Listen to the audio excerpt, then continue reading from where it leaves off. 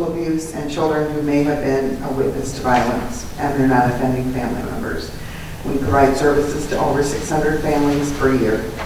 We collaborate with all law enforcement jurisdictions, as well as the FBI, U.S. Customs and Immigration, Homeland Security, NCIS, medical and mental health professionals, CPS, and the court system.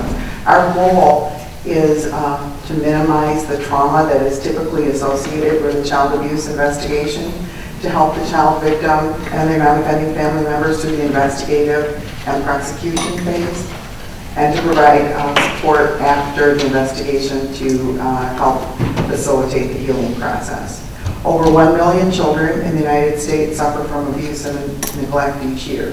Before Care House opened in 1996, children and families with concerns about child abuse had to navigate an unfamiliar and sometimes scary system. Children may be asked to share stories and details of abuse at police stations, hospital emergency rooms, in a principal's office, in front of several school personnel. And each of those interviews required a child to relive the details of their abuse over and over. This added more trauma to the lives of already traumatized children. Care House provides a child-friendly, safe, family-centered facility that coordinates a complex investigation and support services for child victims of sexual and physical abuse.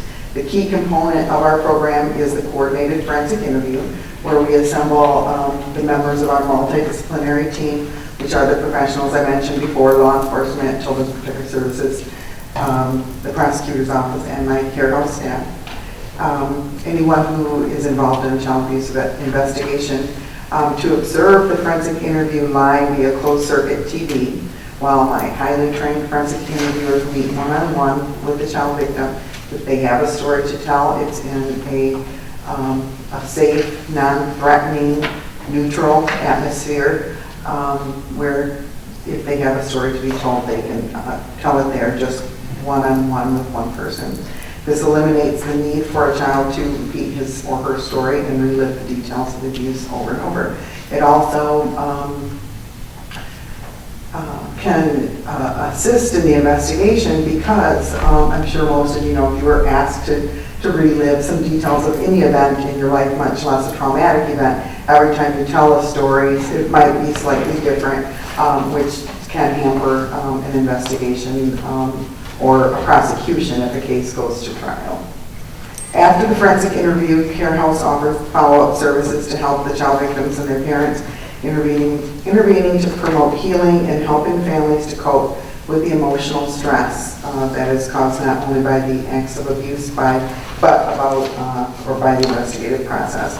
Our support services include crisis counseling, parent and child support groups, trauma-focused therapy, child safety assessments, family advocacy, access to forensic medical examinations, referrals to other needed community services, crisis counseling, child abuse prevention education, and families are never charged for any of the services that they receive at Care House. Last year, 2016, marked our 20th anniversary of providing services in Macomb County, and since that time, we've provided over 5,800 child forensic interviews. 73 of those were with children that were residents of New Haven. Last year, we provided services, including forensic interviews, to 510 new suspected child victims of abuse and their families. 5 of those were residents of New Haven. And in 2015, we coordinated 472 forensic interviews, with 8 of those being residents of New Haven. We currently work with the Macomb County Sheriff's Detectives, Aaron Hurley and Renee Yaks usually are the ones that bring cases from New Haven to us. Last year we received $1,500 in CDBG funding from New Haven, which helped us to serve 3 families from the village. I do want to say I've been here for several years presenting to you guys once a year, and between me, my staff, my board of directors, we hit every community, and I always feel welcomed and supported when I come to the village of New Haven. I want to commend the council and the residents for so obviously always taking care of your home, and I do appreciate that. We this year respectfully request for consideration for funding in the amount of $2,400, which would support 4 child victims who were residents of New Haven, although we would be grateful for any amount that you'd be able to give to us. We always welcome calls from the community if they have questions or concerns about child sexual abuse or how to support someone that they feel may be being abused. Our phone number is 586-463-0123. Our website, www.mccarehealth.org, and we're on Facebook. We'd love for you to follow us, and I'd be happy to answer any questions that you may have.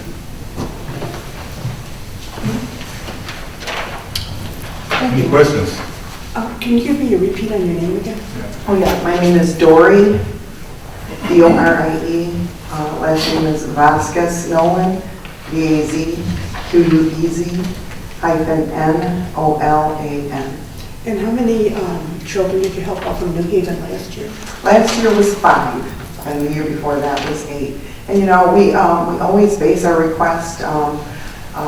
My assistant and I do a history, usually like a 3-year, to see, you know, what the average might be. We don't want to ask for more money than we could actually use, because of course we have to give that back. And but it's always kind of a guessing game, because you know, you never know whether it's one family with 8 kids, or you know, 2 families with 3 kids, or just one family. You know, it's every year it's it can be different, and in the community there's not like you know, one community, one economic level, one you know, one race, religion that child abuse is exempt from. So, but we try to stay conservative on the requests. Thank you. Thank you.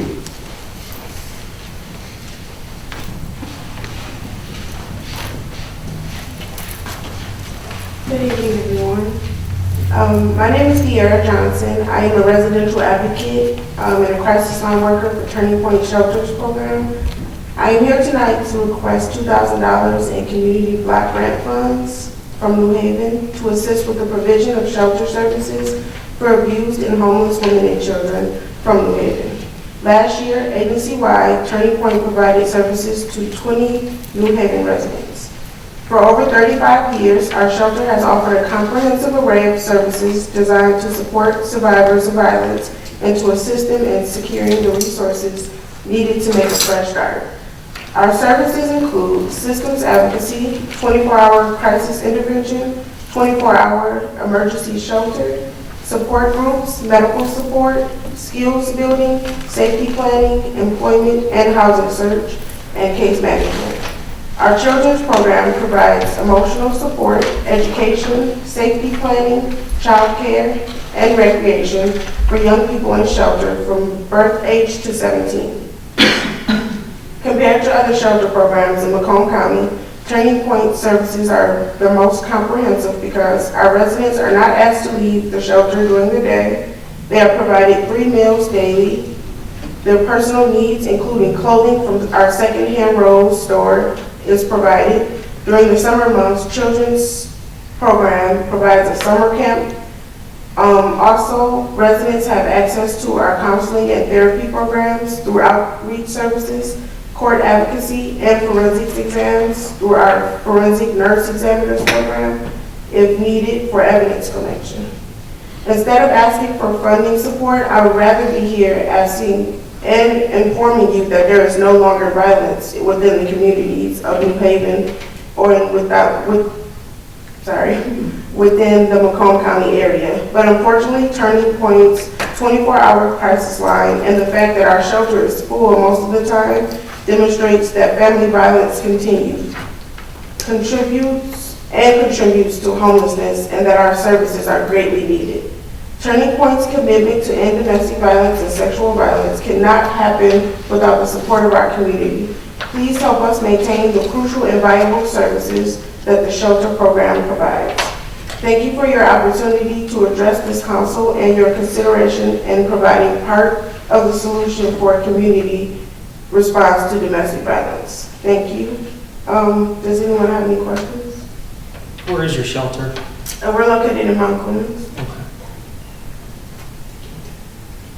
You guys work with the prosecutor's office and the various police departments. Yes, we have a legal advocacy program, also PPO, and we have a FNET, which is our forensic exams, which we work alongside the officers who respond to sexual assaults. Is there any kind of donation you need over one thing over another? Not really. On our website, we have like a donation list that's kind of to keep the shelter going, or just the different services that we offer. Any more questions? I might have missed it. How many people did you have out of New Haven? Out of New Haven in the last year, 20. 20? Mm-hmm. And that was through, the breakdown was through legal advocacy, the sexual assault program, and supportive services such as counseling. And what's the length of stay? Is there a length of stay? No, we do not have a length of stay. It's based off of someone's needs, pertaining to their personal situation, and following guidelines and things like that. I missed your first name. Deara, that's D-E-A-R-A.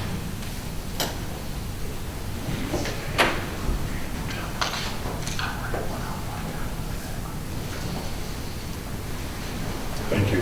All right, thank you.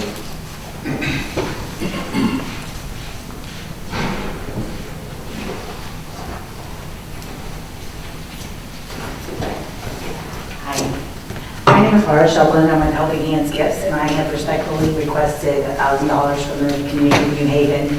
In 2014, I started a charity called Helping Hands Gifts because over many years I had adopted families and things with friends, but I was always finding out about these families that fell through the cracks, what I call the working poor, which are in many of our communities, including New Haven.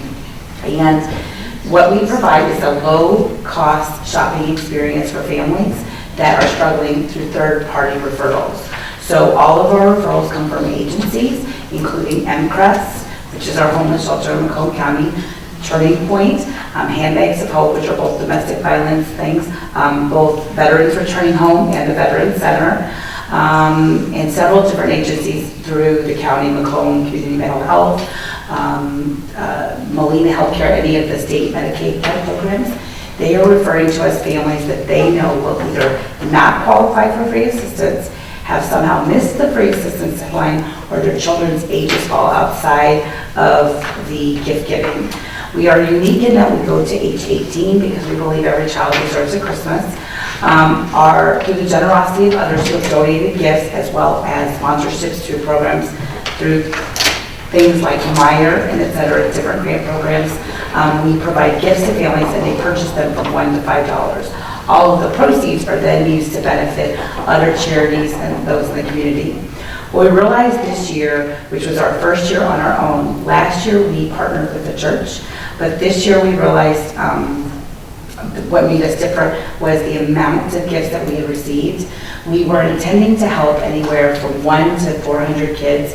We helped 337 kids. Of that, we don't know because not every piece of zip code information, which will be better next year now that we've applied for CDBG funds, but about 17 kids came from New Haven. We helped 124 families. And after that, though, we were able to bless over 14 charities and touch the lives of 3,000 kids. What we know from that is we probably touched an additional about 35 kids from New Haven. We will have better information next year as we were. We didn't kind of expect this explosive growth.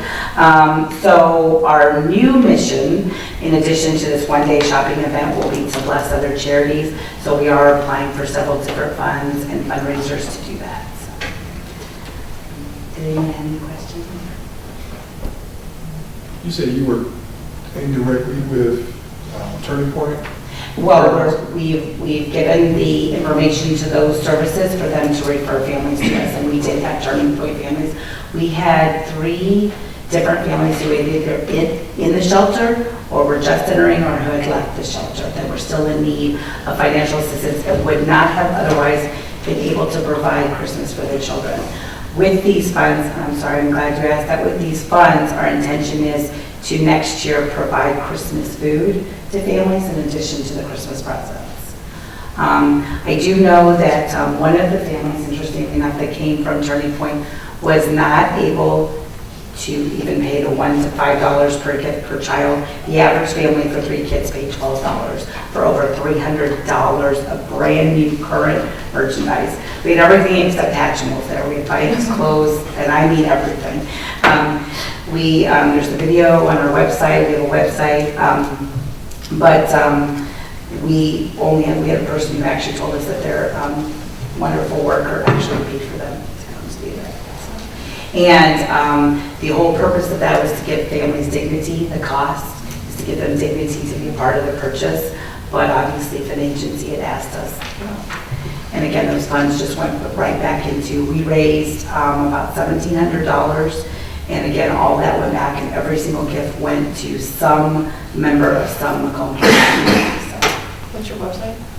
helpinghandsgifts.com.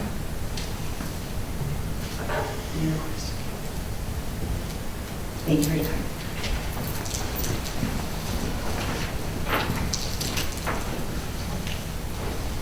Is there anyone else?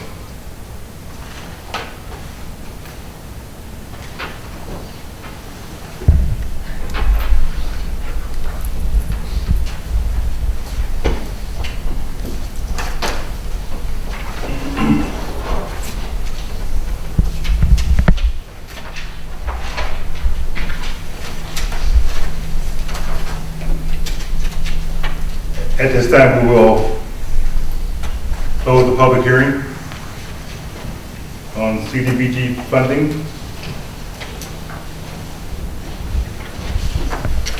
And we have about, that clock is wrong, so. And we got about 7 minutes until we go into our regular council meeting. In the meantime, especially for the new members, in case you haven't noticed, the amount of CDBG funding that we're in line for is $12,900. And we can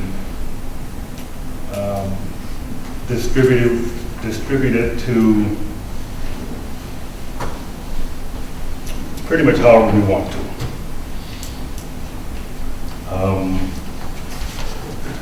To some of the agencies that have come before us, some that may not have shown up. And we can also retain some of that funding for some local projects that we may identify. One of the projects that I would like to take a long look at is the sidewalk extension on Clark Street between Haven Ridge and railroad track. There's about a 150, 200 foot stretch that has no sidewalks, and our kids, that's one of the last legs where our kids actually have to walk in the street. We were trying to get some preliminary costs for that project, and we weren't able to put the numbers together. And I say that not to say that it will take that whole 12. So let's still take care of those agencies that we've been partners with over the years. And there are definitely some agencies, and most of them are here tonight, that have done some good things for residents of this community. So with that in mind, just take the next few minutes before we go into our regular meeting, and you can look through the request and kind of, at some point, we will add this to the agenda, and a motion will be asked to make donations, not make donations, and what agencies we decide to make donations to. So with that, I'm going to stand up, my back is sore. We'll call this meeting to order. Please rise for the pledge.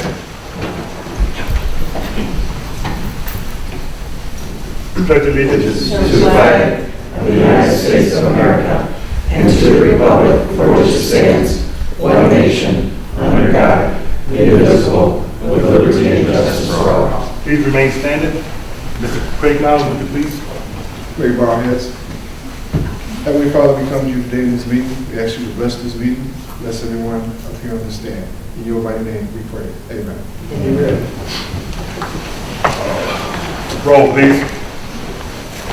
Trustee Foley, Here.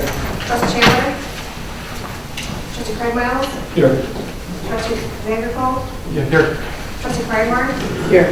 Trustee Gaziak, Here. President Gilbert, Attorney Story, Here. Rachel Wozak. Here. Clerk Rivera. Approval of agenda. We have at least,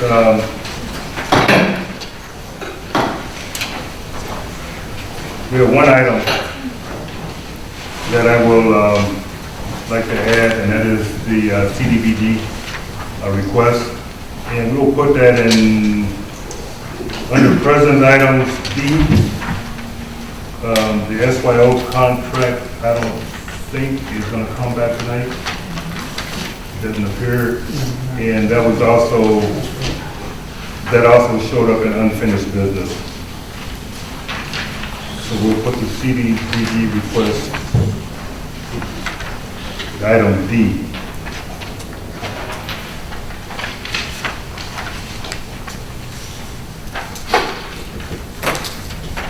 Can I request one item? Yes. I don't know what you want to call it. It'd probably go under, probably unfinished business, although it wasn't immediately, I guess it was kind of discussed last week. Marijuana referendum timeline? We'll be back for that. Unfinished, you think? Okay. In place of SYO or C? I would say let's put it in place of SYO. Okay.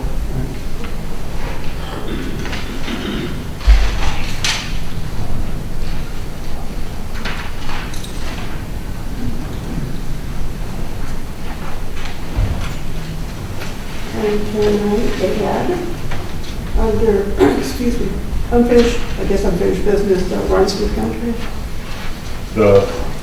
I'm sorry. Rhinestown contract, I'm sorry. That's okay, I understand.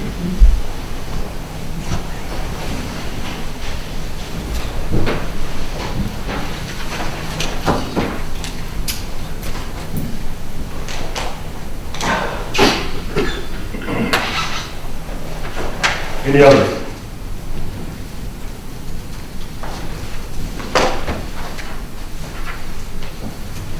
Motion's in order.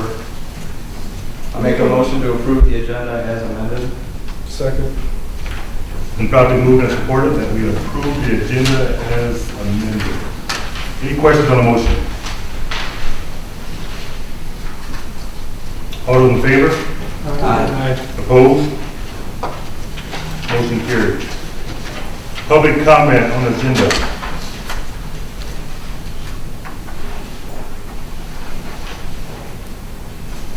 Seeing none. Approval of minutes for December 20th. Make a motion to approve the minutes as presented for the December 20th meeting. Second. Been properly moved and supported that the minutes of December 20th be approved as presented. Questions on the motion?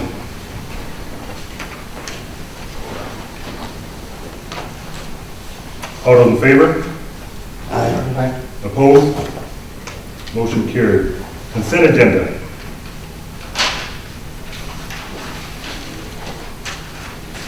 I make a motion to approve the consent agenda as presented.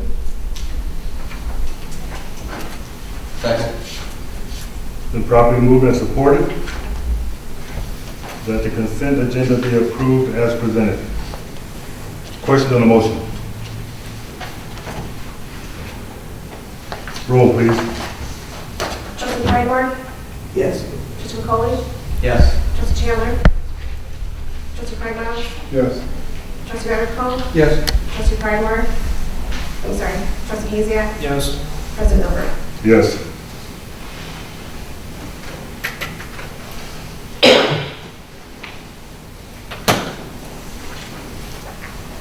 You're up, Shannon.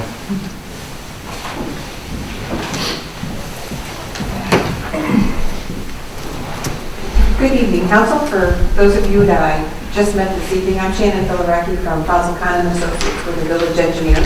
And tonight we wanted to come and give you a brief update on the status of the SAW grant and the water and sanitary sewer GIS projects that we've been working on for you.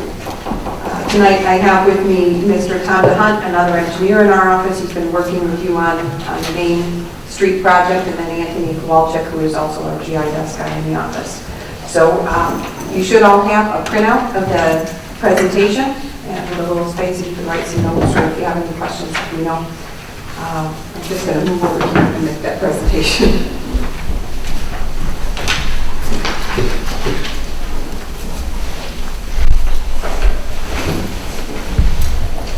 So for those of you who are new to the council, back in 2013, the state offered some funding for the development of asset management plans for sanitary and stormwater systems. They saw the growing need for infrastructure improvement and wanted to help kind of fund getting these in place so we'd have proper asset management for the infrastructure. There were so many proposals submitted that they opted not to prioritize them based on need or necessity because they felt everybody needed them, and therefore they put it into a lottery and everybody was just given a number. They funded the first projects with the funding that was available in 2013. Fortunately, the state has agreed to continue funding this until all of those initial projects have been funded. November 24th of 2015, the village was notified that you were going to be receiving your funding, and the contract was signed. You have until October 1st to finish the project.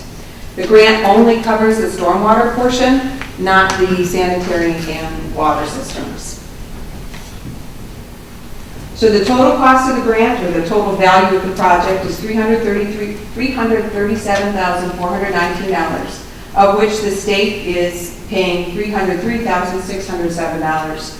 We had tried to get the village declared as a low-income village so that you wouldn't have to do a match and you would be eligible for an additional $500,000. We had hoped to be able to use that on the Main Street project, but based on the 2010 census, you no longer qualify as a disadvantaged community, and therefore that's why you have the 10% cost share. So the tasks for the SAW grant, we started out with the GIS, or the GPS mapping of the storm sewer system and drawing in all of the pipes. We have the condition assessments of all of the storm structures and your pipes. There's a purchase of some software and a computer for use in the DPW.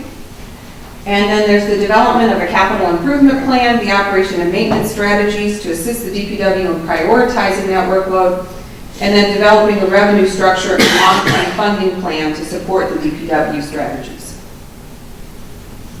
Here you see a picture of the storm sewer map that was created.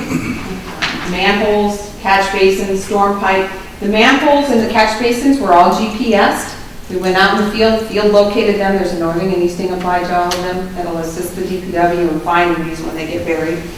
Some of them were not located. That will be built into your CIP to identify ways that we might be able to uncover them. If there weren't plans available, or we had plans that showed that they were supposed to be there and couldn't find them, they were either paved over or they'd been removed at some point and no record plan was made. So we'll have to do a little more investigation, but that'll be part of your daily activities. It's kind of hard to see with the lights in here, but we have a color-coded map. Part of the grant allows you to clean and televise all of those storm sewers that are in excess of 20 years of age. So we went through taking a look at the record plans that we had, any of the design drawings, determined what pipes were in excess of 20 years old, And then based on the inspections that were done on all of the storm sewers and the catch basins, or the manholes and catch basins in the area, we were able to identify those that appear to be clean right now, and we can just televise them, and then others that are going to need moderate, heavy, or extra heavy cleaning, or undetermined. If the structure is obviously completely full or buried, we couldn't determine that pipe. But this will be used to put together the RFP to hire the contractor to come in and do the cleaning and televising of those structures, or the pipes. Here's just a quick image of the software where all the data's housed. It's called ArcGIS. This software, along with a asset management planning software, will be purchased under a grant and stored on the computer system over at the DPW. On the left, you can see all of the data that's brought in. You have opportunities to color code them based on any of the attributes stored in that software. And over on the right here, where the box, you have the little box, it's called Identify.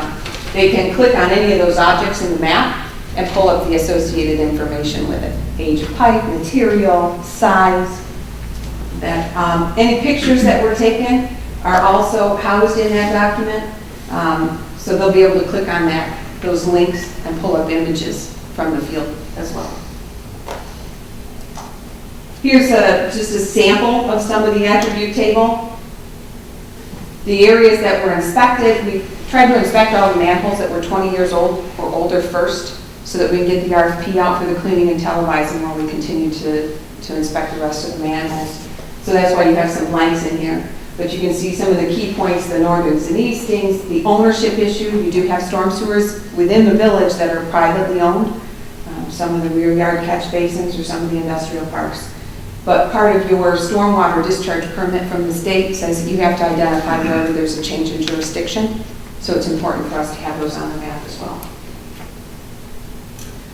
So the next steps. We've got to finalize the RFP for the cleaning and televising of all those pipes that are in 20 years or older. We'll get the DVD back from the contractor that does that work. We'll have to take the time to go through and review that, review their notes, review their printouts to determine condition assessments of the pipes, identify where we might have infiltration, where we might have root intrusions. If you got critters living up in there, yes, we have seen that. We'll need to put some animal grates on some end sections somewhere. We need to purchase the computer and the software and get it all loaded over to the DPW. And then we'll analyze that data along with the data that we collected from the field, the manhole and catch basin inspections, any interviews that we've had with the DPW staff to learn the history of where you might have problem areas or areas that need increased maintenance or regular maintenance, so we can fold that all into the CIP, drafting the CIP, coming up with a prioritization schedule, and then getting that all back into the software so it can start to be utilized by the DPW. And then finally prepare the reports that need to be submitted to the state for the grant. While we were doing the storm sewer, since we were walking the entire village anyways, the village council approved a proposal from us to pick up both your sanitary and your water. Obviously those aren't being paid for under the grant, they're coming from your enterprise funds. But it allowed us to save a lot of time and save you guys a lot of money because we're already out here. So we did the electronic mapping. It's done in the same format as the storm sewer. You can do an addition of a CIP for each of those utilities at some point in the future. And it was cost effective. So here you can see the water map that was created. We've again identified the ownership. Shannon, Yes, sir. hit the lights, would you please? If it does show up any better, maybe not. A little bit, it's kind of far away, I think. The key point with the water is when we were out picking up the manholes or gate wells for the water main, whenever we stumbled across a D box for the hydrants, it's a shut-off box for the hydrants, they get buried very, very easily, or the stop box for a home. Oftentimes we'll get a water main break in a home, and they'll call the village and say, hey, we need a water shut-off here. You go to shut off, but you can't find it because the landscaping has gone in around the home and they've buried the D box. So now, wherever we had them uncovered, we've picked them up, we've gotten a northern and easting for it, so the DPW can put that into a GPS unit, go out, and within a foot, they'll be able to locate those stop boxes. That'll definitely save them a lot of time and energy. Hydrant, we've also prepared a hydrant map. In this case, we've color-coded the pipes. You can set up these maps any way that's convenient for you, for your staff, for the DPW. But in this case, what we've done is identified and numbered all of the hydrants and then color-coded all the pipes, so we know the pipe size that's feeding that hydrant. And the DPW can use a map like this to identify which hydrants they flow tested, which ones they've winterized when they've done their flushing to make sure that everything's been hit. Water attribute table, same thing. We've got northings and eastings for all of the gate valves. We've got a link to the project name, if it was done as a part of a project, and you've got record drawings that go with it. There's a link to that to help you find those record plans. There's a boatload of information in here, and you can add more if you need to. If you find things, other things that you want to color code, other pieces of data that you want to track, it's very easy to add a column to these attributes. Here we have the sanitary sewer map. Again, those manholes that were identified, those that we have records for that we show are supposed to be out there, but we couldn't locate them. Obviously, the DPW is going to have to take some time to maybe do some televising in those pipes and see if we can't locate the buried structures and get them uncovered. But there's not that many of them on the sanitary sewer side. And again, we've also identified the ownership changes, so you know which are yours, which are Macomb County, and those that are unknown, we need to determine whether or not they fall within the jurisdiction of the village or a private entity. Attribute table for the sanitary sewer system. Again, project name, who the owner is, what the size is, the material type, the year that it was built, so you know the age and you can do the depreciation and determine when that may need to be rehabbed. Any questions? Like food. Right, you still don't get that.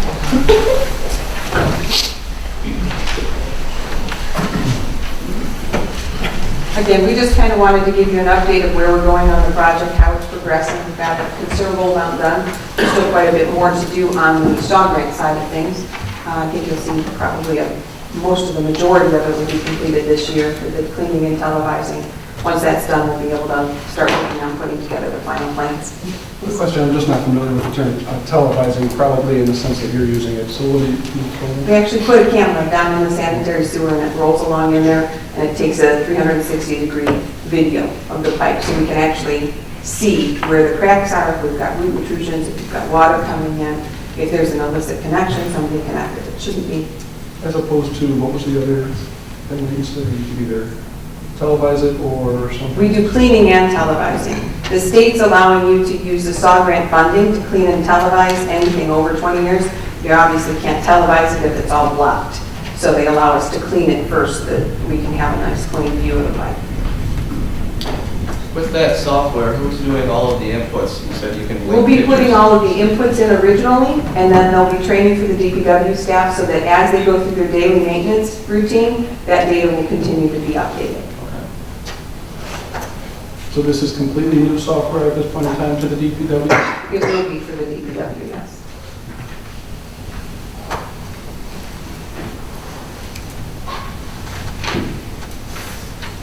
Questions? The one thing that you touched on lightly, the little gizmo, the little handheld gizmo. It's called a Trimble unit. It's a survey grade GPS unit that can get down to sub-meter accuracy.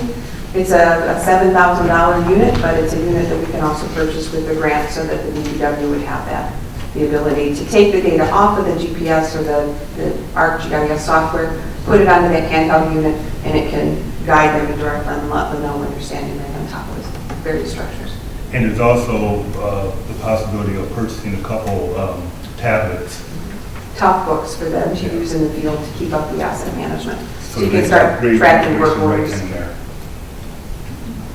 The other thing that I should note is, while we picked up all of the information for water and sanitary sewer, at least the locations, we haven't done a CIP for the water or the sanitary sewer system. The state is moving in the direction of requiring that for all infrastructure. They've already said that you have to be enacting one for your transportation plan, or you won't get your Act 51 dollars. The water system, if you serve more than 1,000 residents, you have to be implementing a CIP by January 1st, 2018, which means sometime in this year, we're probably going to need to come back and talk to you about doing a CIP for the water system.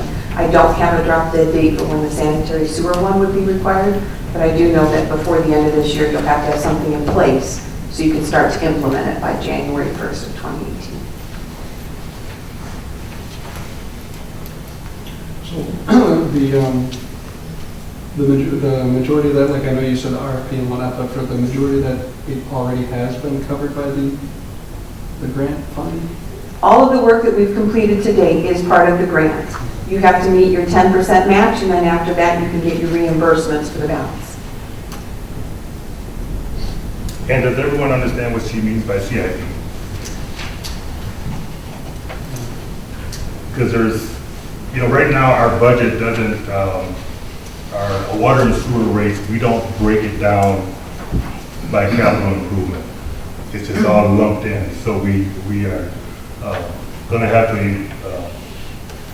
create a line item so that a percentage of our user rates are actually set aside for those capital improvements. That'll be part of the revenue component for the SAW grant. We have to identify long-term funding solutions, which means there'll have to be an analysis of your sewer rate structure, or I'm thinking sanitary. Stormwater, right now, you have everything is being handled through your Act 51 dollars.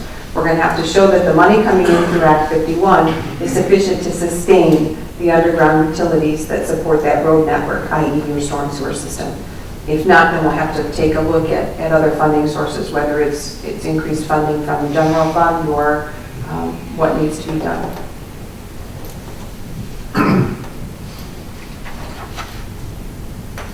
Any other questions? Any big problems that you guys see so far? Like, and I know you didn't do the full analysis, but anything beyond what's already being done on Main Street and all that stuff? We're working on a good majority of it on Main Street, but there are a couple of other areas that we've identified where the structures are completely full of dirt. So we're assuming right now that the storm sewer system is not functioning at all. The better question is whether or not you need to continue to have that storm sewer system, or if other modifications have been made to support the drainage elsewhere.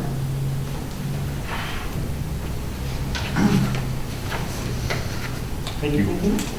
Thank you.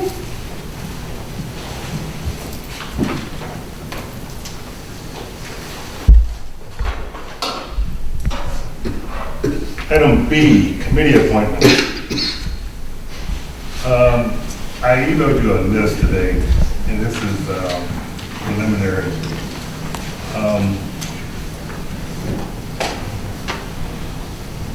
Our Ways and Means, Planning, Liaison, Parks and Rec. Mr. Harris has requested that his name be removed, at least temporarily, from the Parks and Rec and the ZBA. One of the issues that we continue to have with the ZBA is trying to seat a quorum. Right now, Mr. Chandler is filling one of those seats. We have 3 items out there that are coming before the ZBA in the next month that we need to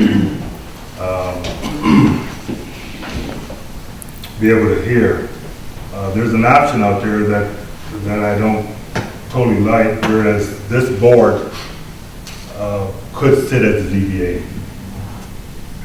if we did some amendments to our ordinance.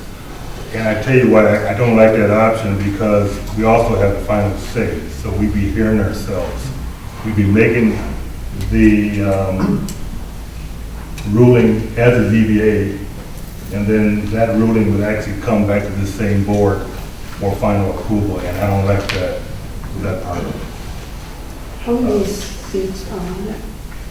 There's 5, and How many people are on it? I'm sorry. How many people are on it now? there's 5 officially, but the attendance has been, I don't think we were able to hold a meeting the last calendar year. I think Mr. Chandler agreed to fill one of the seats just to try to get a quorum. Is there a limit to the number of trustees that can sit on the seat?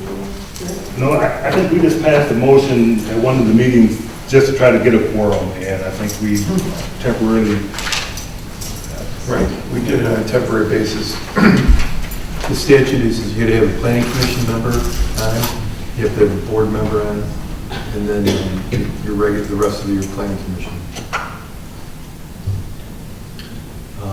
But as the president indicated, there are provisions that allow you, the board, when these types of things happen, to act as the ZBA itself. It would not be the top priority, but it can be done.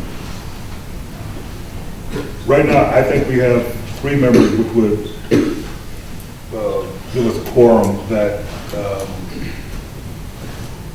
we should be able to hold the hearings that are going to be scheduled in February, as long as Mr. Chandler doesn't. I've been there for everyone. I know, it's the other members that it's just been difficult. So is it safe, I'm sorry. No, go on. So is it safe to say that, because right now we're not voting on anything right now? You said it's a preliminary? Yeah, just preliminary. So is it safe to say that if anybody's interested to have a... Please. Like I said, it's a 5-member board. We're having a difficult time seating 3 members. And they typically only meet once, maybe twice a year. So it's not a monthly thing. It's just as needed.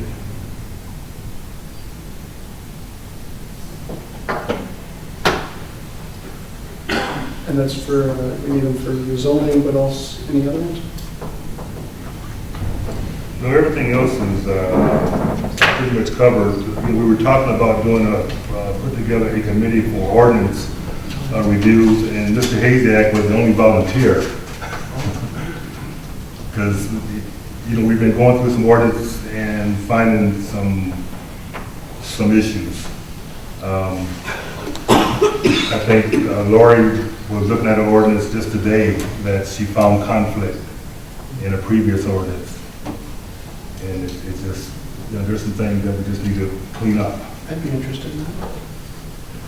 I'm sorry. I'd be interested in that. Okay. So I will continue to bring this back until we can fill these committees and get some of this work done.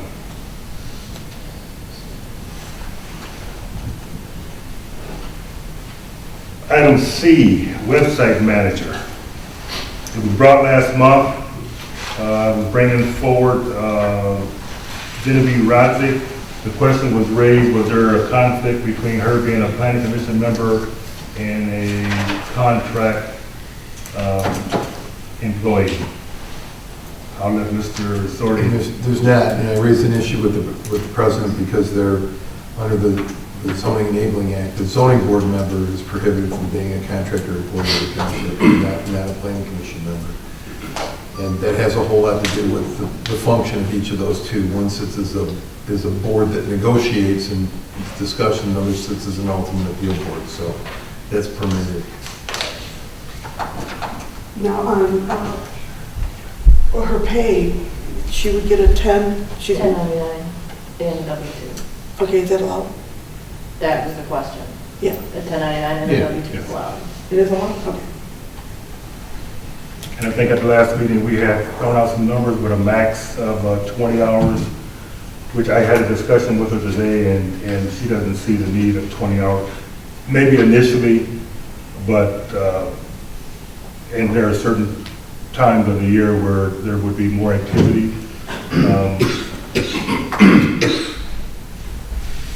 So with that in mind, I would like to bring her on board. And Mr. Chandler, did you send me? Yeah, I don't know if you want to. Yeah. I'll entertain that.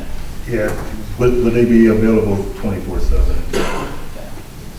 Let's say in case of an emergency, water or snow or... So where did we go with, what was the pay that we were looking at? I think it was a 20-hour max. Or had we not? I Was think it it was 15? $15 an hour. Let me just do something really quick from a math perspective.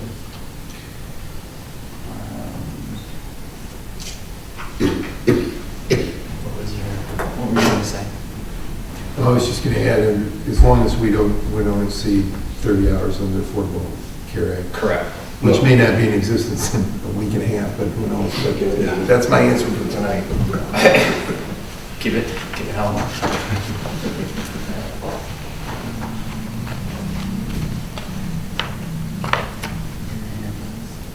There is an opportunity, and I guess we would just have to have council entertain this, but a service that has now been provided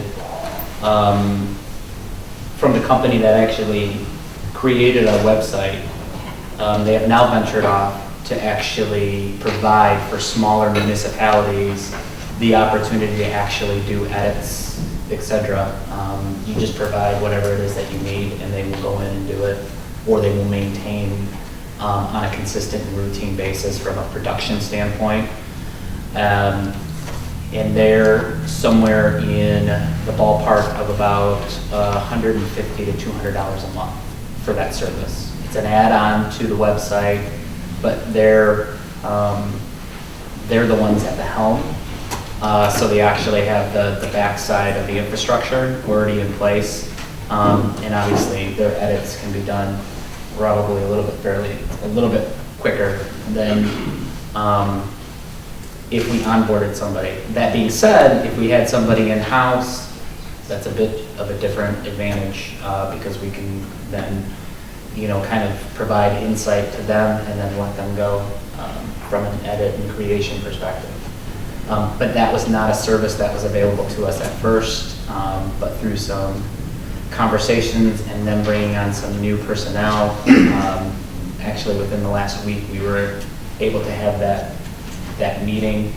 It was a web-based meeting first, and then I just got a preliminary contract spec this morning, but they have not qualified that contract yet, so that's why I didn't really necessarily want to bring it up here, but right now, that's kind of the ballpark of where they're at is $150 to $200 per month. So you would have to send the information to them, or? Well, some of it would be already in place, meaning, you're always going to have an agenda that you need to post, all that stuff. It would just be emailed. Okay. Some of it would be routine, calendar items and things like that would go through them.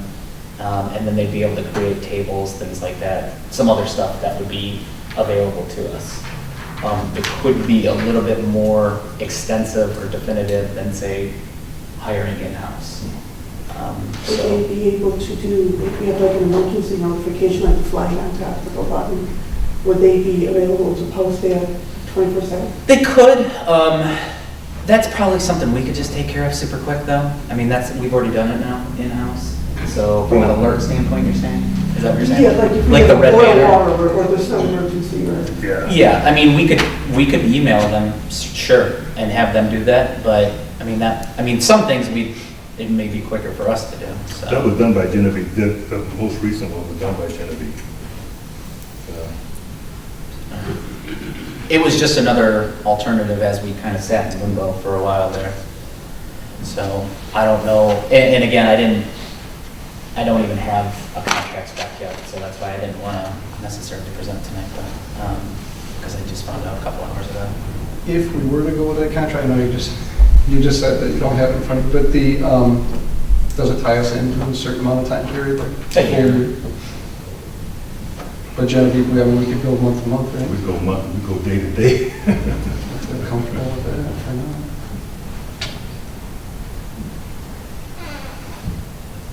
Why don't we bring Genevieve on board, at least until we get a solid contract, and then we can revisit this next month.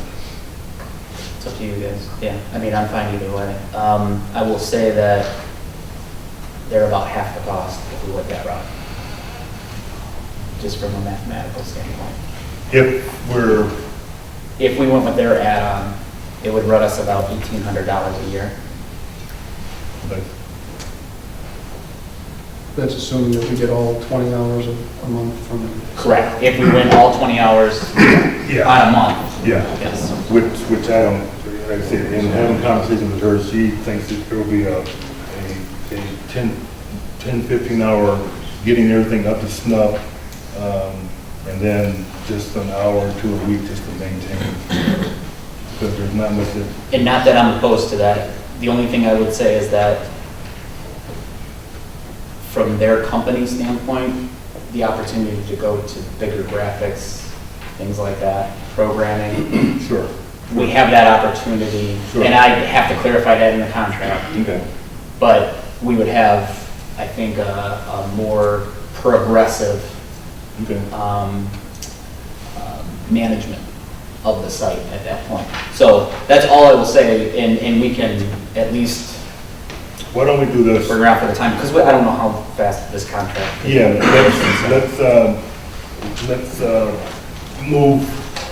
let's move forward with Genevieve for now, and we will revisit this when you have when they get back to you with ironclad information, and then we can revisit this. Yeah, I'm fine. Do I need a motion? Yes. A motion would be in order.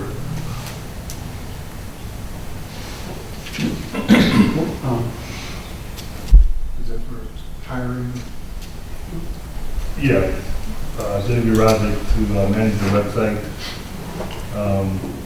with a maximum 20 hours per month at a rate of $15 an hour.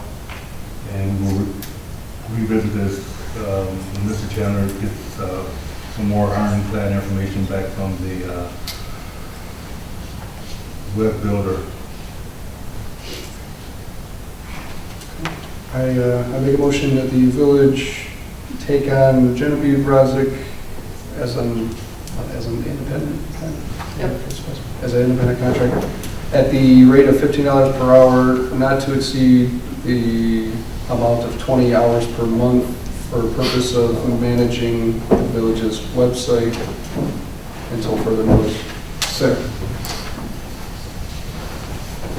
Been properly moved and supported that Genevieve Rosnick be brought on as our web manager at a rate of $15 per hour, not to exceed 20 hours per month. Any questions on the motion? Roll, please. Trustee America Coco? Yes. Trustee Chandler? Yes. Trustee Polly? Yes. Trustee Craig Miles? Yes. Trustee Frymark? Yes. Trustee Kezia? Yes. President Milbert? Yes. CDBG funding. What's your pleasure? You've heard the request.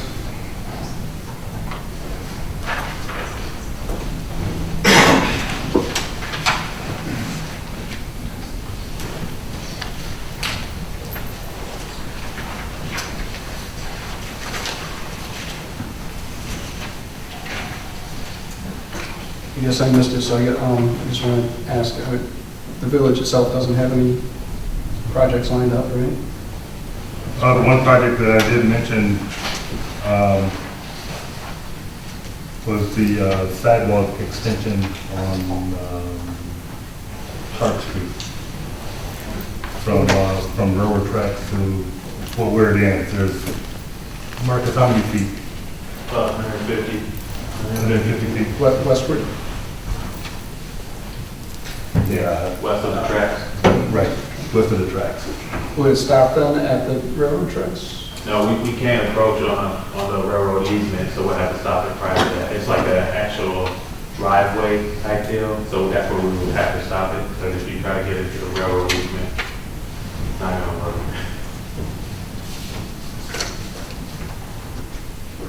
And that would use all the funds? No, we weren't able to put together any numbers as to what that project would cost, but I don't think we'd use the whole 12,000.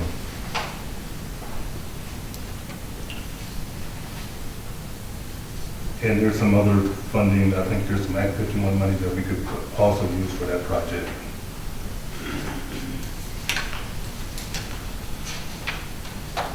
And the deadline to assign these is? Madam Clerk, what's our deadline for?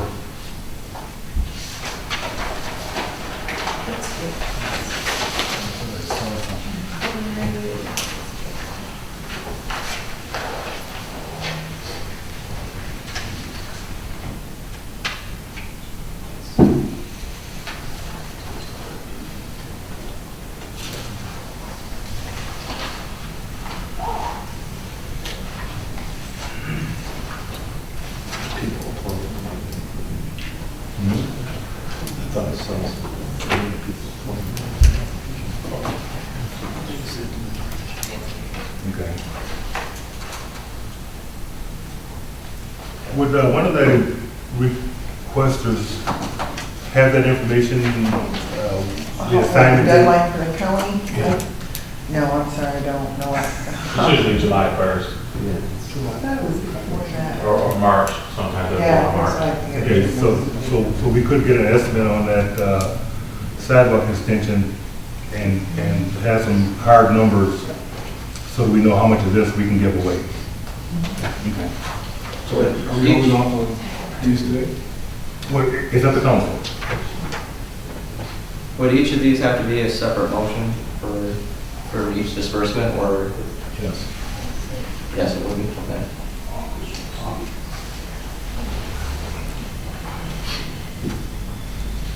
So what's your pleasure? Would you like to move forward, or would you like to table until we get some hard numbers on it?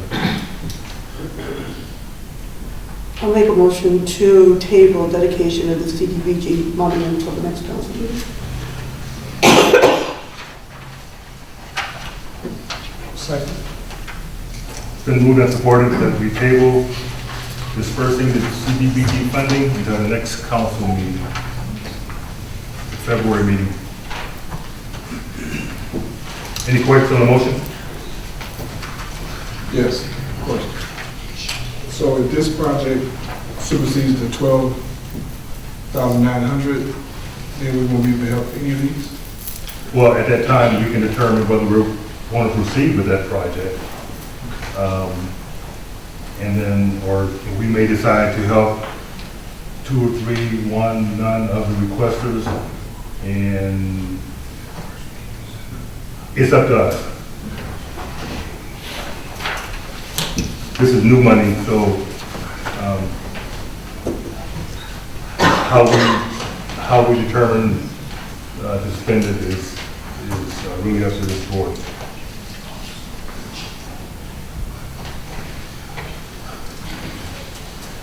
Any other questions on the motion? All those in favor? Aye. Opposed? Motion carries. Code enforcement officer, which is an ongoing,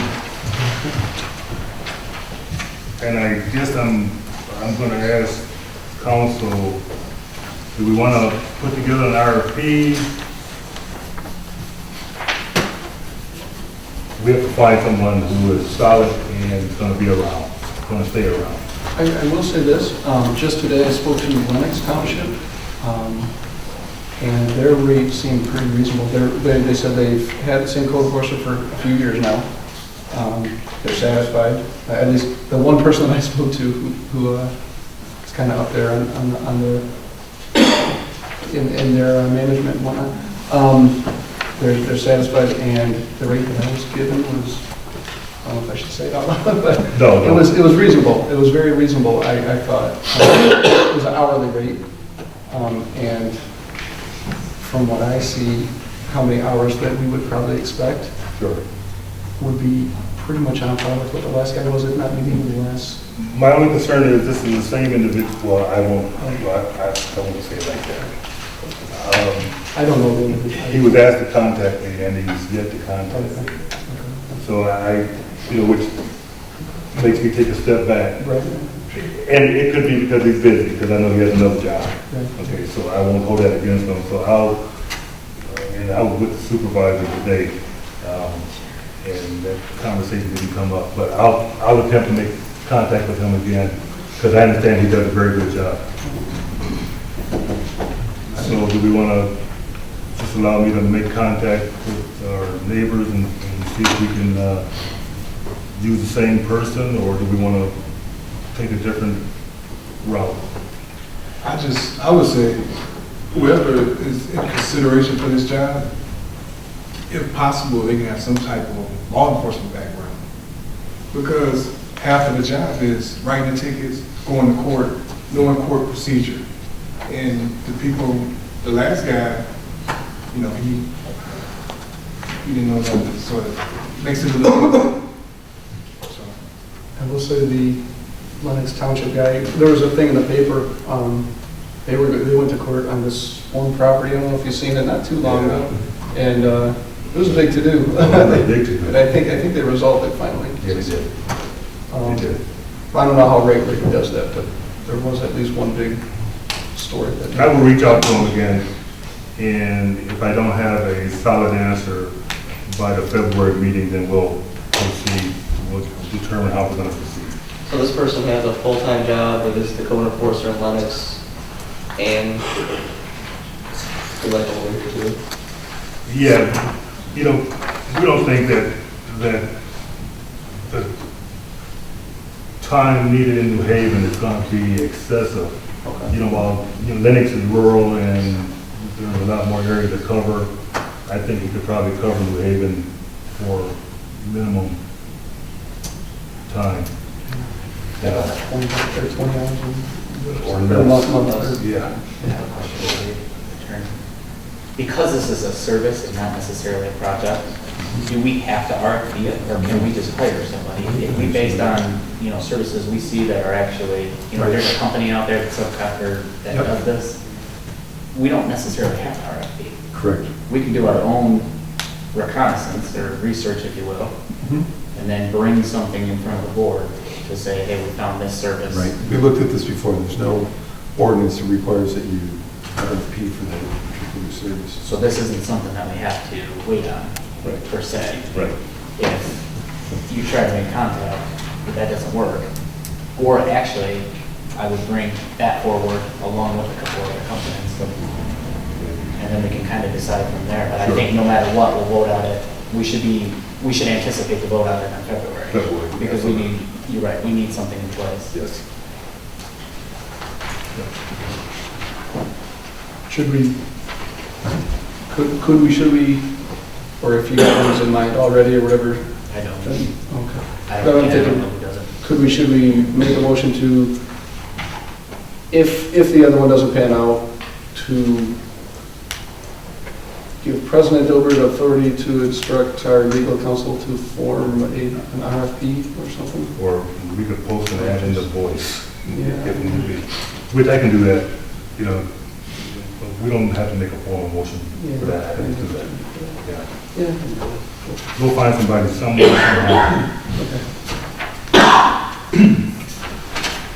Attorney items.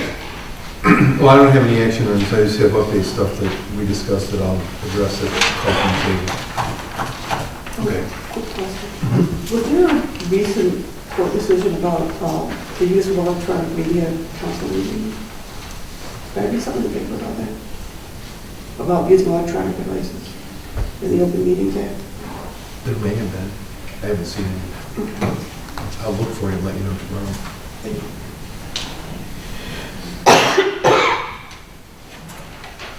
Payment of bills.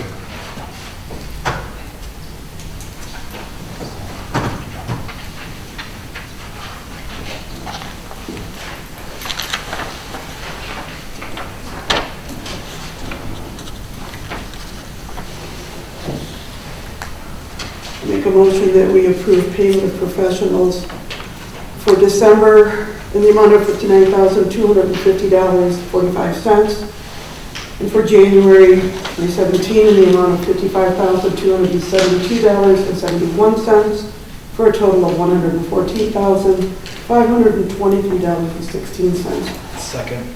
Moved and supported that we pay the bills in the amount of $114,523.16. Any questions on the motion?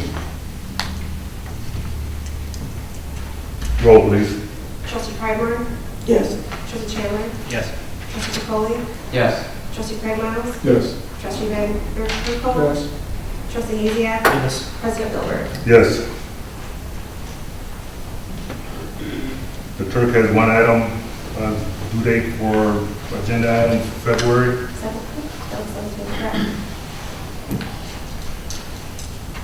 Treasury report. Total village assets for the month of December were $3,655,595.39.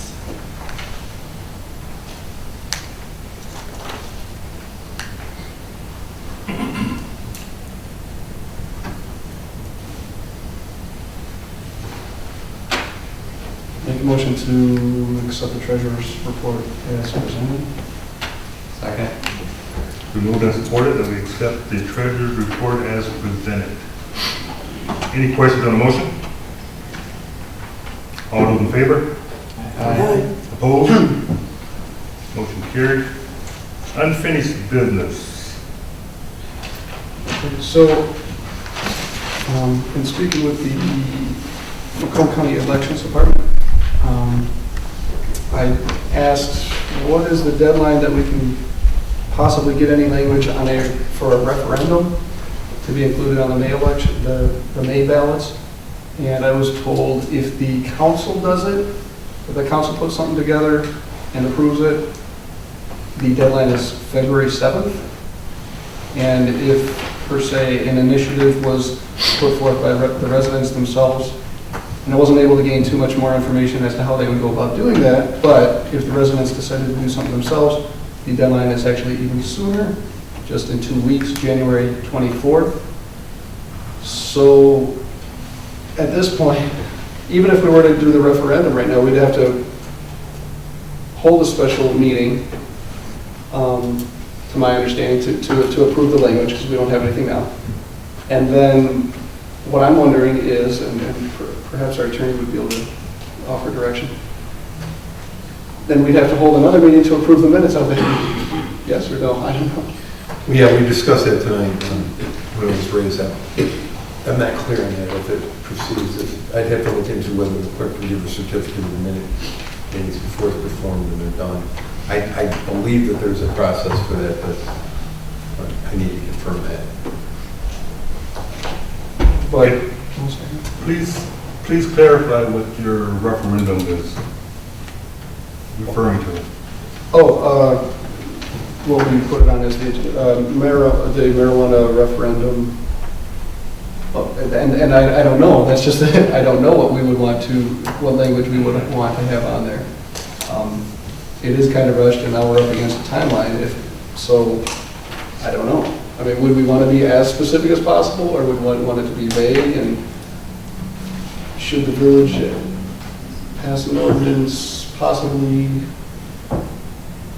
doing any or some of these facilities? I don't know. I think the first question that needs to be asked by this board is,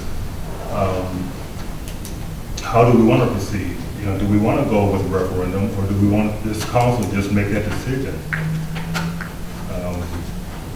And if we decide to make that decision here, you know, then the next question is going to be, do we opt in or opt out? And if we opt in, then we have to get down to the nitty-gritty of writing an ordinance,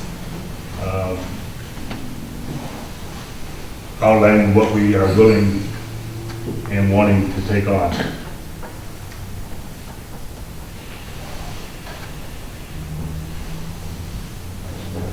So,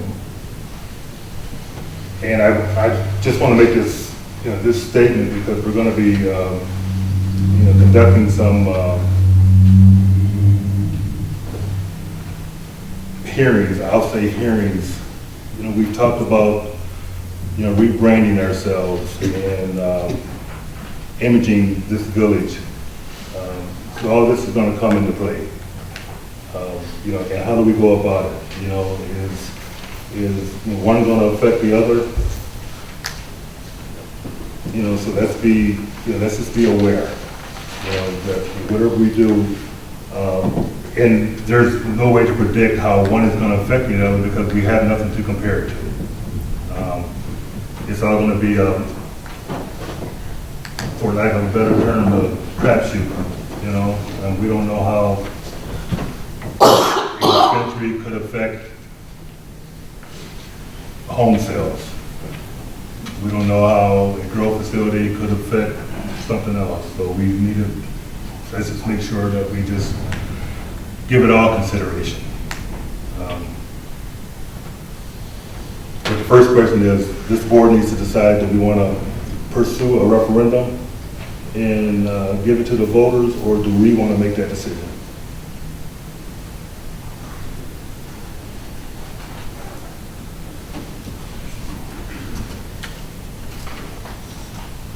I'll be the first to admit it's a tough decision, but we were put here to make tough decisions. In my opinion, this definitely should be a voting issue, should be a ballot issue. I think given the effect that this could have on the community, the implications that it could have, I don't see any other way than letting the community decide, is this the way we want to go forward? I don't think you should put something this polarizing in the hands of just 7 people in the community, so I'm all for a referendum. Let me ask this for clarification. So if we do a referendum, the referendum itself would not or may not, if we don't, depending on the wording, we could make it so that, like, the referendum, the language would say, should the village council establish an ordinance entertaining possibly these such facilities? Yes or no? So if they say no, okay, absolutely not. If they say yes, then we proceed forward and then we further decide. Have to write an ordinance. We still have to draft the ordinance. Okay. So it could be fairly vague. It probably should be as clear as possible, because, I mean, it simply is, to some extent, a yes or no question. Yes, you want it, no, you don't.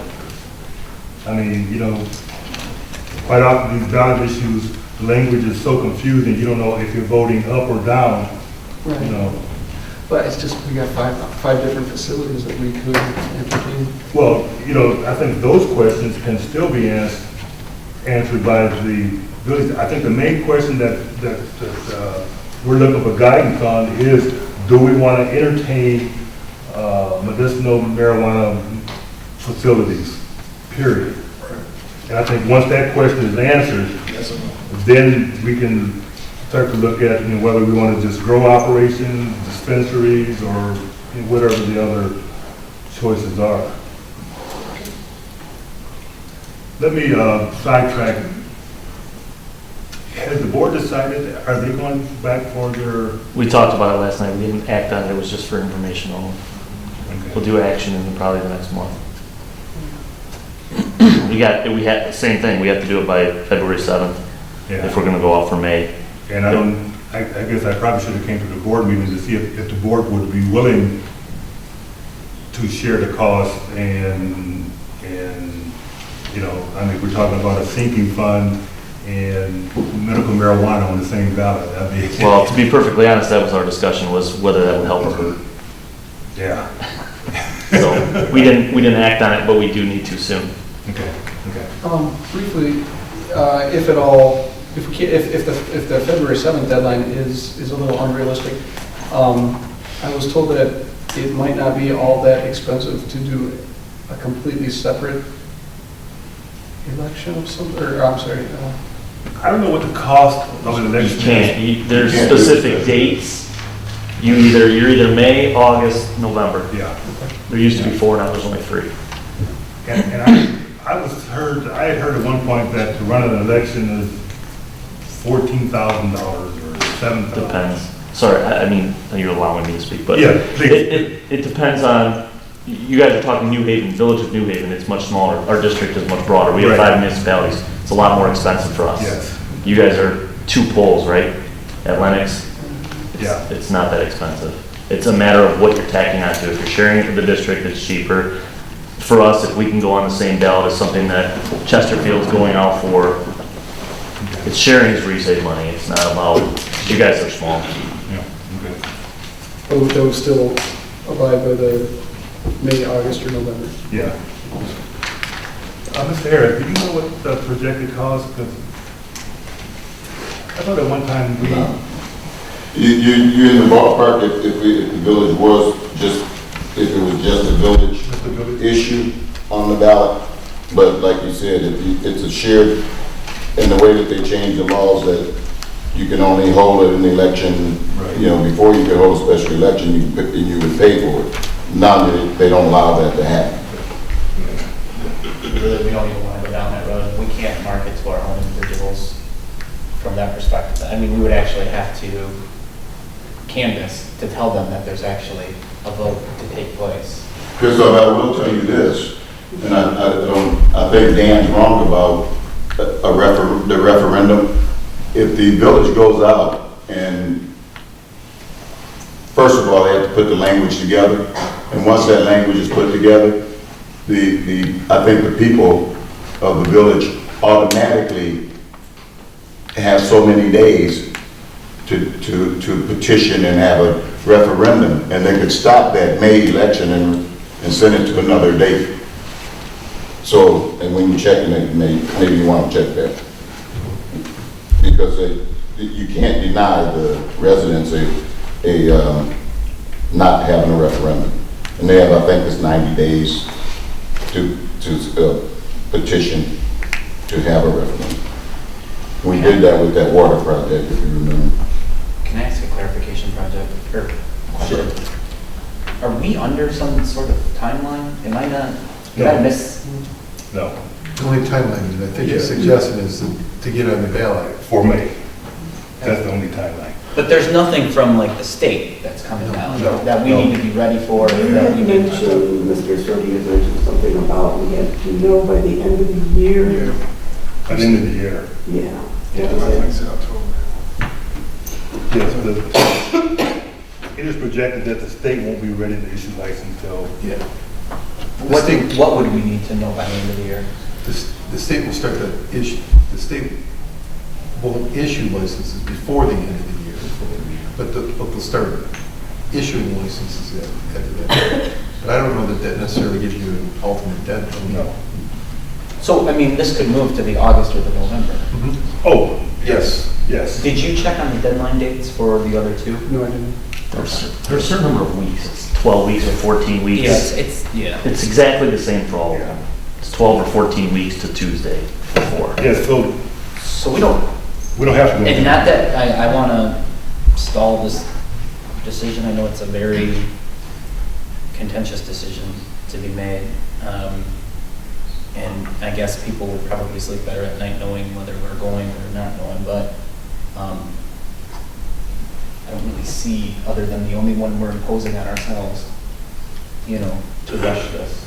So, Yeah, because right now, we would be rushing it, trying to get language together by the February 7th. and this one's kind of a big deal. Yeah. I don't know if we. I mean, this language would be one sentence. I think, right? Referendums are usually one sentence. Should they or should they not? There was some of the sensitive that one. Yeah, right. Well, right, I know.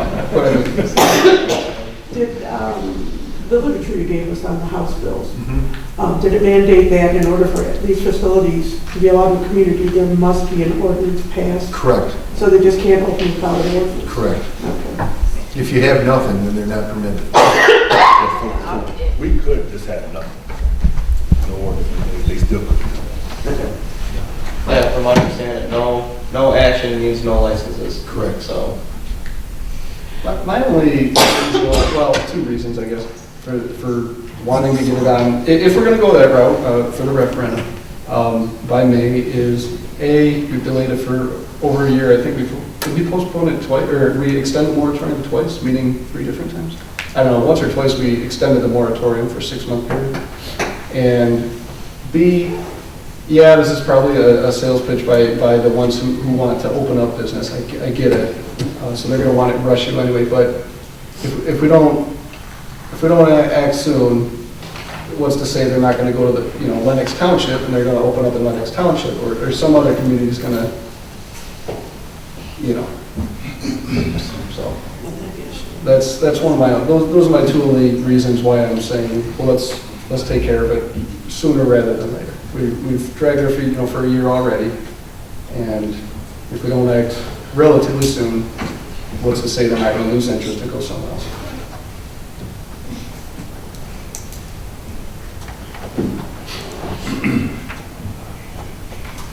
Okay.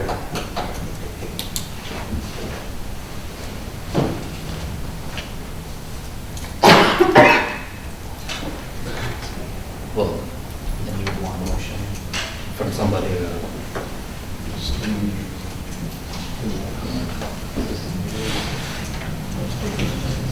make a motion to direct, to do whatever you guys choose at this point. If you want to make a motion, you don't have to make a motion. Okay. Motion in order. I make a motion for whatever. I make a motion to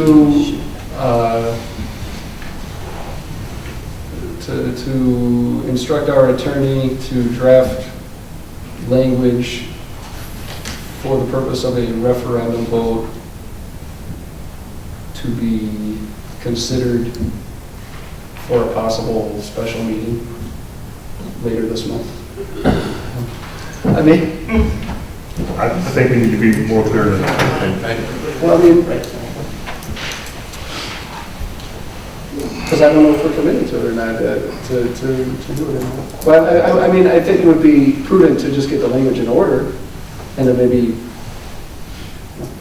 ideally, we would have it in front of us, we would have already gotten that far, but now we're up against the deadline, so I don't know. Motion withdrawn. Moving on. Mr. Ryan Smith.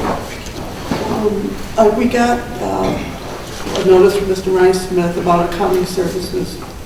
And a lot of it is assisting Sandy with accounting matters, assisting Sandy with billing analysis. Do we have a date when we can turn the accounting duties over to the village accountant and have Mr. Ryan Smith do a transition period and then take the role of maybe an occasional advisor? My concern is, you forgive me, the water and sewer debt that the residents right now are bearing. I think we need to focus on trying to alleviate some of the pressure, especially in light of the Fraser sinkhole. That's going to come calling sooner or later. And I think that even though we don't know what federal funding and state funding might be available to help pay for it, we're talking about hundreds of millions. I anticipate sooner or later, we're going to get a knock on the door. And I think we need to get ahead of it. And some austerity cuts, and one of them, and I've been kind of adamant about this, is trying to resolve how much longer we're going to be paying $10,000 a month to Mr. Ryan Smith when we already have a village accountant. I don't know if she's in a position to assume the duties now. Do we have a timeline on this? And I think we still have to approve the month by month if we do anyway. I think Ryan Smith, last time he came before us, that he had given us a time frame of, I thought it was March. Do we know what he still has to do in order to transition? Oh, there's still a lot of work to be done. Do we have specifics? I mean, I'm seeing a lot of it says Sandy here. And again, we hired an accountant that was very familiar with all the reports he's dealing with. Sandy's still getting up to speed. We found a lot of things that were done wrong in the past that she is going over. For instance, most of our engineering bills were billed to general fund. And they all don't belong to general fund. Like this road project should have been billed to highway improvement. There's SAW grant that was billed to general fund. There's just a lot of stuff like that that Sandy is still trying to unravel, along with Mr. Ryan Smith. The 13-14 audit has been completed. That's still disclaimed? No. Is it? No. Okay. When I was going through the paperwork, I thought it said it was still disclaimed. The letter from you and you? So, their biggest issue was the starting number, that they couldn't verify the starting number. And he's preparing information for the 14-15, which is being sent over to Yo and Yo this week. And that should go smoothly because they have the base. Exactly. Building upon. The biggest issue was 13-14. There was so much wrong in 13-14. So we're looking at possibly a March date? I think that's the number that that's the date that John had given us. And as soon as the 14-15 is done, Yo and Yo will come before us and give us we'll come before council to talk about 13, 14, 14, 15. Yeah, that's another thing. Do we have to amend the budget? We will amend the budget, possibly. Are we waiting for? That's some of the stuff that Sandy's working on. Right now, we would have to amend the budget because the general fund has taken on a lot of bills that shouldn't have been put in the general fund. So if you look at the numbers, yes, we would have to amend the budget. Yeah, the numbers are looking low. But if these bills are put in the right spot, we probably won't have to amend the budget. And we'll be scheduling budget hearings shortly, Yes. right? Yes. Okay. And one other thing, and I'll stop bothering you. I would like, as part of the Ways and Means Committee, who's ever on it with me, for us to start approaching a resolution to relieving some of that water and sewer debt burden on the residents. Like I said, the Fraser sinkhole scared me. I know that's coming, and with our financial status, I feel we need to get ahead of it. So I'd like to work with whichever members of council to try and alleviate some of the pressure on the residents. We have a lot of residents that are planning to sell, citing those water bills specifically. And I hate to think that New Haven is just a temporary home. So I'd like to work with anybody to just see if we can reduce the water and sewer debt on the residents. We need to do that. Ways and Means Committee is yourself, Mr. Craig Miles, and Mr. Pacoli. That's the Ways and Means Committee. Do we have to confirm that now? Have a conversation, and you guys can have a conversation, and we'll confirm it in February. Okay, thanks.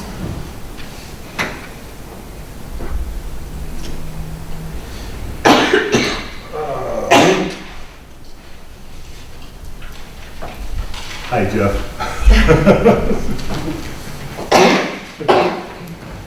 Land combination, PMR Ventures LLC. And I do apologize, because typically we would put that kind of stuff at the top. You know what I mean? You probably don't want to hang out with it, but. No problem. Enjoy seeing it. You guys should have a letter in front of you dated December 22nd. We received an application for lot combination from PMR Ventures LLC, looking to combine two adjacent parcels in the light industrial zone of Warren Drive. As this came to planning for review, we looked at it in terms of the zoning ordinance and found the application to be in order. The dimensions, tax standing, and ownership, the descriptions that were provided, all in order. It's our recommendation that the village council tonight approves this request for land combination.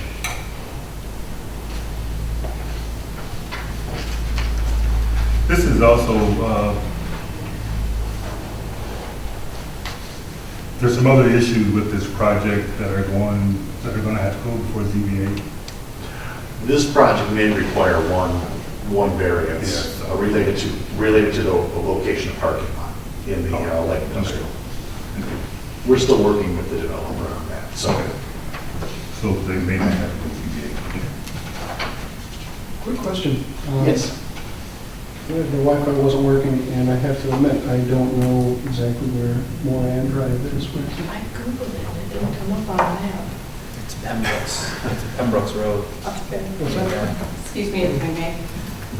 There is actually a discrepancy in the road. It's just north of here on the west side of Gratiot, but it's got a different name on GIS, and through the county, we've been working with the county to try and figure out the resolution. There's also some concern on, or some discrepancies on whether the entire roadway is public, or if it stops and then just the cul-de-sac end becomes private. So we're still having some discussions to try and sort out the history and why that's shown in multiple different ways, but yes, the street name is actually Moran. Currently, the buildings on that street are using Gratiot addresses, even though they don't have any Gratiot frontage. So there's some things that need to be resolved. You're probably going to need a new street sign out there. You're probably going to need to readdress some of the lots. We were hoping to address that at the engineering review, for this current development. We just did a quick site plan review over the holidays, and so some of this additional stuff has come up after the fact. So that's the little cul-de-sac behind the gas station? Yeah, the gas station, yeah. Sorry, I didn't mean to interrupt. No, there seems to be some discrepancy between Branch Up Drive, Moran Drive, and when we look to see who actually has jurisdiction in these areas, we believe, from what we looked at right now, that the cul-de-sac portion is privately held by BMR. But needs to be determined. But those issues on the site plan are being worked out. Those will be coming back through Planning Commission. Basically, what you have before you tonight is a combination of two properties. Because with the combination of these two properties, there's looking to be a warehouse building that is to be built there. And the ordinance basically says one building, one lot. So we're just kind of, this is housekeeping order tonight. Gotcha. That's helpful.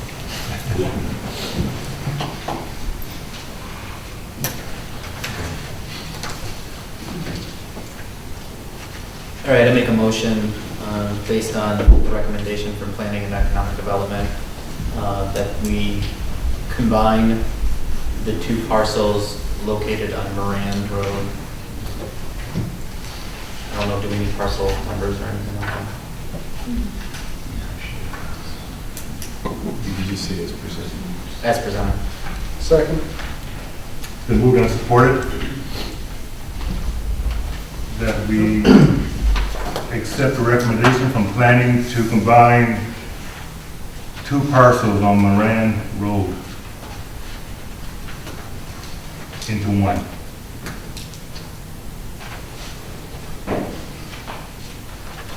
Any question on the motion?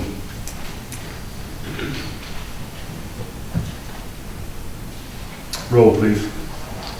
Trustee Chandler? Yes. Trustee Vanderpump? Yes. Trustee Capoli? Yes. Trustee Craig Miles? Yes. Trustee Frymark? Yes. Trustee Lucia? Yes. President Logan? Yes. Call from floor.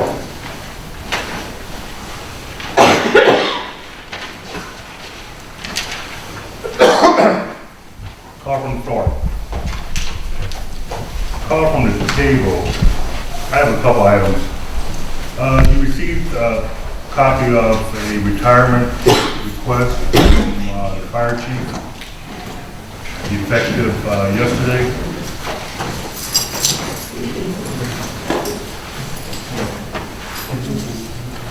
Check the email. Didn't get it? Was it a second one? Yeah, I sent it out. It came with the committee list. It's underneath the committee list. Yes, it came with the committee list and a map of our sewer system.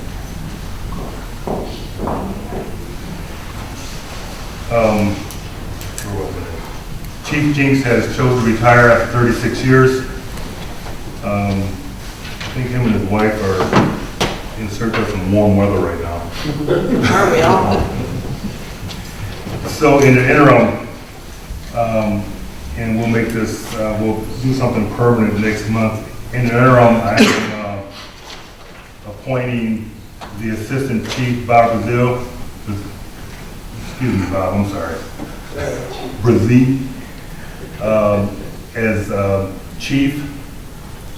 And I'm also moving Lieutenant Dan Steer up to Assistant Chief. In conversation with the two gentlemen,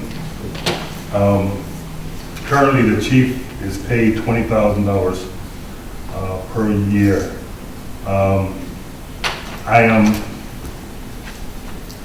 letting the board know that that $20,000 pay will be split between the acting chief and the acting assistant chief. There's some things that we're looking to get done in the office, some things need to be brought up, and I think Chief Brazil is going to request the Assistant Chief Steer to spend some time in the office updating some necessary paperwork to satisfy outside organizations that may come and look in someday. So that's why the pay is being split, because I know Mr. Steers got to spend some time in the office taking care of some of these issues. And at the earliest date, which most likely would be the February meeting, I will get together with probably the Ways and Means or some other group, and we will make these appointments. We will make permanent appointments. So we need to keep the ship upright, and the two gentlemen that I just mentioned right now are the best two to keep that ship moving forward. And that is for information only. I had the pleasure, and I'm going to use the word pleasure, but it wasn't very pleasurable, visiting the Seco today. Along with all the other supervisors and chief elected officials from the 11 communities that are part of the Macomb-Conran wastewater district. A lot of conversation. We were given a presentation by AEW, the engineering firm working on this. A lot of information was shared. There's still a lot of unknowns.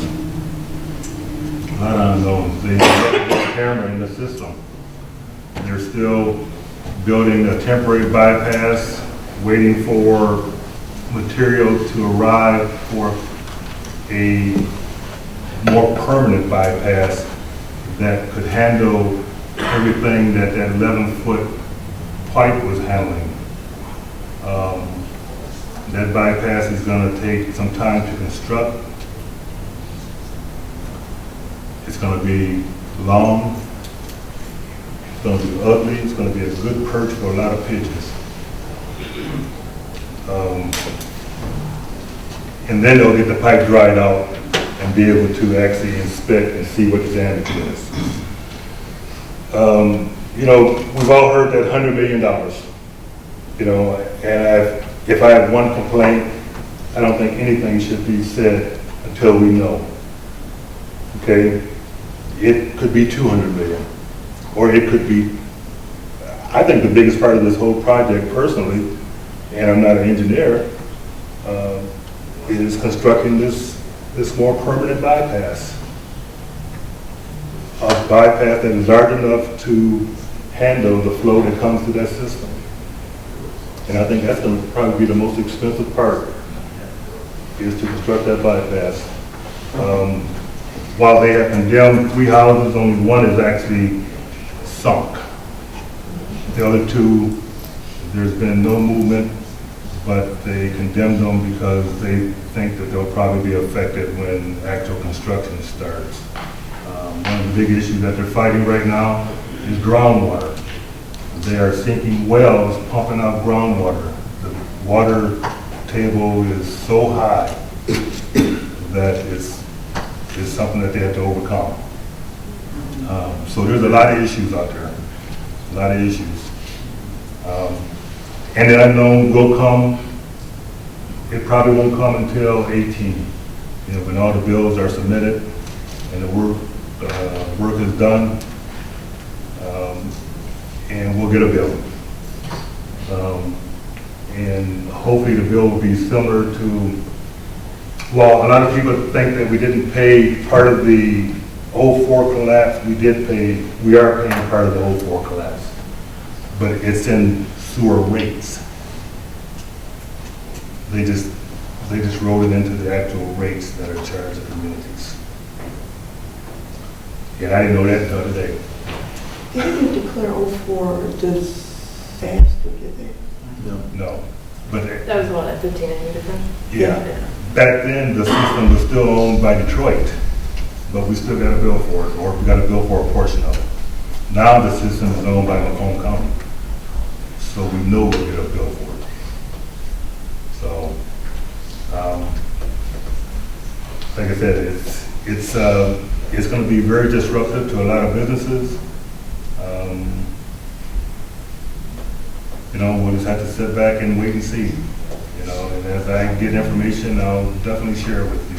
But there's nothing we can do right now except for hope and pray that it's not as bad as we think it may be. Quick question, there's no talk of any possible service interruption for water usage or anything like that? No, water's not affected, No resident should be fearful of ever going to the faucet, turning it on, and saying, oh. No, no. Not as long as the clerk keeps paying the bill.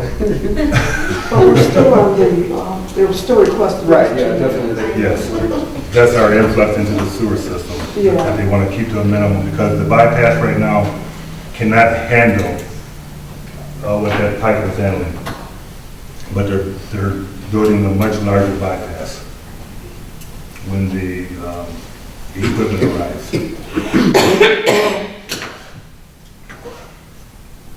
Call from the table. On a positive note of inquiry, actually, so just driving through Decor Park North, it looks like they're starting to put some driveways in, but looks like they're putting quite a few. I drove by and counted, I believe, 28.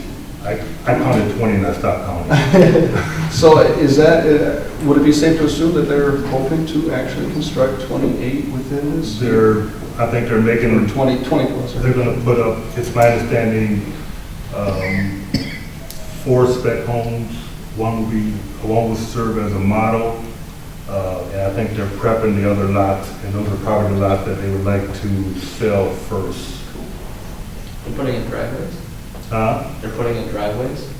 They've taken out dirt and they put in crushed concrete so that when the construction starts, you're not tracking out all that mud onto the road.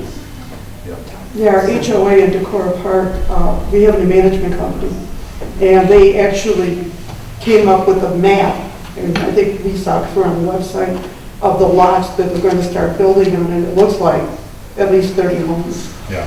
That they're planning to. There's a bunch. New neighbors, yeah. Okay, and I'd just like to thank Chief Jenks for all the service to the community, and I'd like to wish he and his wife a long and happy retirement. We'll tell them when they get back from Arizona. They're coming back. That's it. They're enjoying, they've already started harassing us about how nice it is. It's cold in Arizona. I've seen the weather report. It's nothing compared to here. For those of you who don't know, I'm Bob Brzee, for those that, some of you know me, some of you don't. And I want to thank you for the honor of this position. And I want to continue to have the department function as well as it does, and even better. The only thing that we are really behind on is organization. And we're going to work on that this year. Okay? I think you all have my phone number. If you don't, I'd be glad to give it to you. If you have any suggestions, complaints, hopefully not. And feel free to call me. Yeah, I've gotten calls from some of you before and with concerns or come over and do a parade. We're here to serve the public. That's what we do. That's what your neighbors serve you, just like you serve the council people serve them. So if there's something that you want us to do, if there's something that you think that we should do better, the more heads the better. So, but thank you for. Dan, stand up. You're too young to be sitting down. He worked today, so nice to I've been working all day. Been crazy. Introduce yourself, please. My name's Daniel Steer. I think I've been with the department now for this is my 13th year. So along with Chief Brzee. What's that? I said along with Chief Brzee, we'll get some stuff done. Fire truck is coming along. It should be delivered. They haven't given me a date yet. I fly out in February to do a final inspection on it. So I'm hoping sometime by the end of March it'll be here. And then probably by the end of April, middle of May, we'll have it in service. I forgot to tell you, she did call you, left your voicemail. Okay. Something that you left us on. Okay, thank you. Same thing, I think. If anybody needs me, call me. Most of you have my email address, so let me know. Thank you, Mr. President. Mr. President, can I say one more? Sure. you brought it up about the wages and so on, and we have discussed different things. The former chief was paid $20,000 a year. The assistant chief gets $3,000 a year, that's $23,000. I'm blessed that I have a retirement, so it's not that I don't like money, and it's not that if you want to give me money, I'll be glad to take it. But what I excuse me, what I want is what's best for the department. What's best for the department, I think, is that we should take that $23,000, and there should be a flat rate of $1,000 for me and $1,000 for Daniel, because he does a lot of work, he's done a lot of projects for me, he's like my right-hand man, and he can't keep doing it for free. We are here to serve the community, but we can only do so much. He has daycare issues. Every time I have a project for him, he has to pay for it, so on and so on.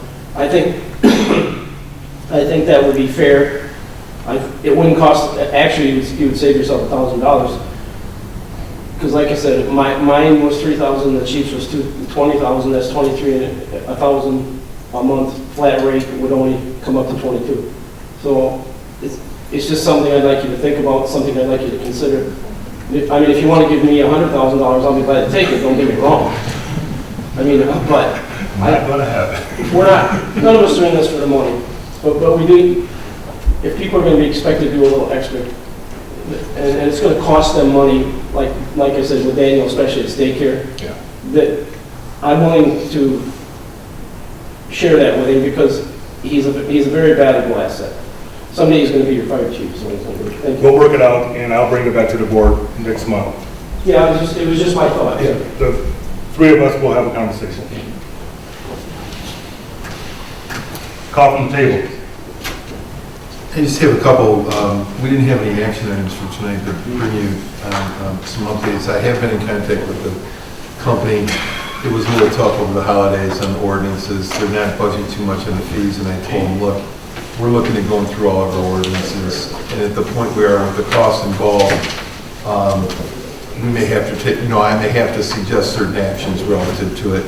So there was a little budge at that point, but I know now that you guys are looking at a committee to consider the ordinances. So maybe we should do all of that together and work with them together. That would make the most sense, rather than pay these fees that they want.